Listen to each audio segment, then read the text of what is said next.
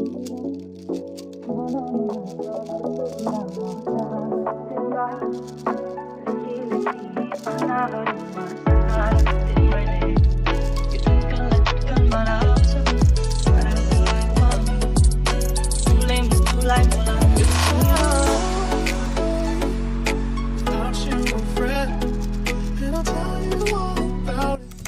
To my YouTube channel. आज म तपाईहरुलाई यो 4x4 रुबिक्स क्युबको कसरी सल्भ गर्ने अब हामीले अघिल्लो यो भन्दा अघिल्लो भिडियोमा मैले यो यहाँ यो सबै चाचा दुई दुईवटा कसरी मिलाउनु भनेर सिकाएको थिएँ।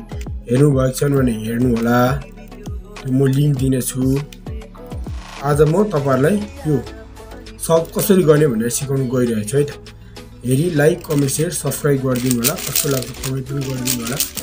अब म तपाईहरुलाई यो बनाउन गइरहेको छु। हाम्रो सेम यो 4x4 3x3 एउटै हो। अब चाहिँ यो एउटा मान्ने, यो बिचको एउटा एउटा पनि यो डट पुरै हो है त। त्यसरी नै सल्भ गर्नु। अब कसरी सल्भ गर्ने है, पहिला हामीले 3x3 कसरी सल्भ गर्छ। सेतो यसरी मिलाउँदै जान्थे, सेतरी यो दुईटा रङ मिल्यो। अब यसको पालो यो पनि उल्टा गर्दा मिल्यो। अब यो कहाँ मिल्छ, यहाँ मिल्छ, यो पनि मिल्यो। हरियो कहाँ छ, यहाँ छ, यो पनि मिल्यो। हाम्रो यो 4x4 पनि क्रस भइसकेको छ, हेर्नु होला है। अब म यहाँ हाल्न सिकाउँदैछु। यो रङ कहाँ मिल्छ, यहाँ मिल्छ, यसरी यो पनि मिल्यो, हेर्नु होला। 3x3 जस्तै भयो, यो यहाँ मिलेको छ। अब यो कहाँ मिल्छ, यहाँ मिल्छ, हेर्नु होला। अब यो कहाँ मिल्छ, यहाँ मिल्छ है। हाम्रो यो फर्स्ट लेयर कम्प्लिट भइसक्यो। अब सेकेन्ड लेयर भनेको यो दुईटा हो के।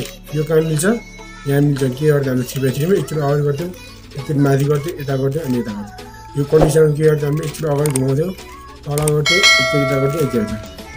तपाईहरुलाई मेरो भिडियोमा 3x3 कसरी मिलाउने भनेर हेर्नु भएको छैन भने हेर्नु होला, म लिंक दिने छु हैन। तर 3x3 र 4x4 सेम तरिका हो मिलाउने चाहिँ।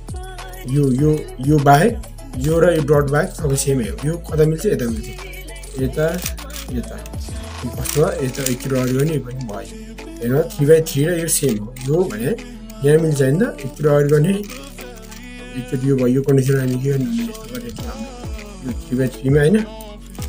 अब यो कहाँ मिल्छ, यहाँ मिल्छ, यसो गरेर चाहिँ यो माथि कन्डिसन आउँछ, यस्तो गरेर चाहिँ हेर्नु होला है। तपाईहरुले यो सेकेन्ड लेयर पनि कम्प्लिट भयो। फर्स्ट लेयर सेकेन्ड लेयर यसलाई भनिन्छ 3x3 मा सेकेन्ड लेयर। अब हाम्रो लास्ट बाइक चाहिँ यहाँ पनि क्रस बनाउने। यो एक घर्के भयो, अब क्रस यो यहाँ मिल्छ, यो यहाँ मिल्दैन। अब यो यहाँ मिल्छ। 3x3 हेऱ्यो भने तपाईले हेर्नु सक्नुहुन्छ। यो लास्ट यसमा एउटा कम्बिनेसन कस्तो आयो भन्दाखेरि 4x4 मा चाहिँ ठ्याक्कै यो यहाँ मिलेकै मिल्दैन के। यो यही मिलाउनु त, तर यो यहाँ घुम्दा मिल्छ, यहाँ घुम्दा मिल्दैन भने यो एउटा छुट्टै फर्मुला। दुईचोटि गर्ने, यो दुईचोटि माथिको टप दुईचोटि घुमाउने, फेरि यो दुईचोटि गर्ने, बिचको दुईचोटि, फेरि यो दुईचोटि गर्ने। यो एउटा मात्रै फरक हो। तपाईँ फेरि क्रस बनाउनु। क्रस कसरी बनाउनु त, यस्तो यो क्रस त अघि जसरी बनाउनु भयो, यो यहाँ मिल्छ, यो यहाँ मिल्छ, यसरी क्रस पनि भइसकेको छ। अब यो रङ यहाँ मिल्छ, यसले चलाउनु पर्यो। यो रङ मिल्दैन भनेपछि एउटा हाम्रो यो भइसक्यो। अब हाम्रो यो तीनटा पाइन्छ, त्यो नि दुईचोटि गर्ने, एकचोटि तल। यो 3x3 मा गरे जस्तै हो, दुईचोटि गर्ने, एकचोटि तल है। अब यहाँ र यहाँ त्यो फिक्स दुईचोटि माथि, एकचोटि तल, यो भयो। यो तपाईहरुलाई आउँछ होला सायद। मेरो भिडियो हेर्नु भएको छ भने, हेर्नु भएको छैन भने हेर्नु होला। यसमा म राम्रोसँग सिकाइदिएको छु, हेर्नु होला। 4x4 रुबिक्सको हाम्रो फाइनली सल्भ भइसकेको छ, हेर्नु होला। 3x3 पनि सेम छ, 4x4 पनि सेम छ, हेर्नु होला। सल्भ सजिलोसँग सल्भ हुन्छ 3x3 र 4x4। तपाईहरुले मेरो भिडियो अन्तिमसम्म हेरेको धन्यवाद। कस्तो लाग्यो लाइक कमेन्ट शेयर सब्स्क्राइब गरिदिनु होला।